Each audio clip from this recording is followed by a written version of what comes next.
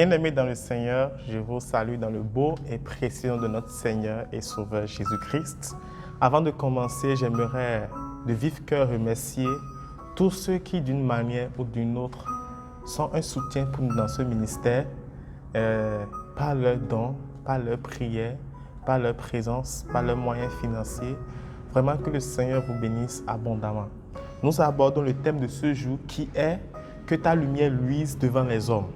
Et la vidéo de ce jour n'est qu'une suite de la vidéo précédente. Alors, si vous n'avez pas encore suivi la vidéo précédente sur le thème « Ton réel statut », je vous invite à la suivre avant de revenir sur cette vidéo afin de mieux la comprendre. Nous lisons dans le livre de Jean, le chapitre 8, le verset 12. Jésus leur parla de nouveau et dit « Je suis la lumière du monde. Celui qui me suit ne marchera pas dans les ténèbres, mais il aura la lumière de la vie. » Nous avions dit dans la vidéo précédente que nous sommes la lumière du monde. Et ce verset nous dit que Jésus est la lumière du monde.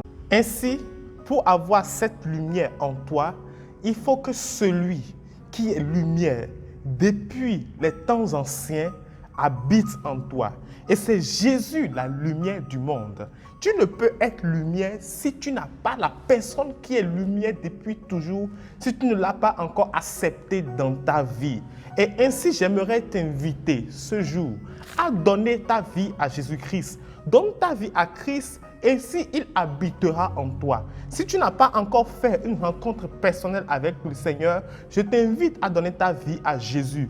Jésus-Christ en toi, tu vis dans la lumière. Jésus-Christ en toi, tu reflètes une lumière parce que lui, il est lumière depuis les temps anciens.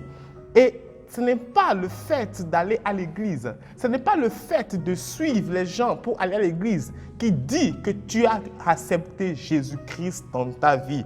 Et j'aimerais ainsi, par cette occasion, parler à tous les enfants de pasteurs. J'aimerais parler à tous les enfants de diacres, des anciens. J'aimerais parler à toute personne qui a grandi, qui a eu la grâce de grandir avec des parents qui connaissaient déjà Christ. Ce n'est pas parce que tu vas à l'église que tu es chrétien. Ce n'est pas parce que tu joues à un instrument que tu es chrétien. Ce n'est pas parce que tu sais dans la maison de l'Éternel que tu es chrétien. Nicodème était un chef de la loi, un docteur de la loi, et pourtant il n'était pas encore né de nouveau. Si tu vas à l'église et que tu n'as pas encore fait une rencontre personnelle avec le Seigneur, je t'invite à prendre une décision dès aujourd'hui afin que la lumière qui est Jésus-Christ habite dans ta vie. Nous abordons le deuxième point. Éclaire-toi toi-même afin d'éclairer les autres. Plus vous vous approchez d'une lumière, plus cette lumière, l'intensité est forte. Plus vous vous approchez d'une lumière, plus l'intensité est forte autour de cette lumière. Une lumière qui n'est pas bien éclairée en elle-même ne peut éclairer loin. Ainsi, avant de pouvoir éclairer les autres, avant que ta lumière puisse éclairer le monde, il faut que toi-même tu vives dans la lumière, il faut que toi-même tu reflètes les fruits de la lumière.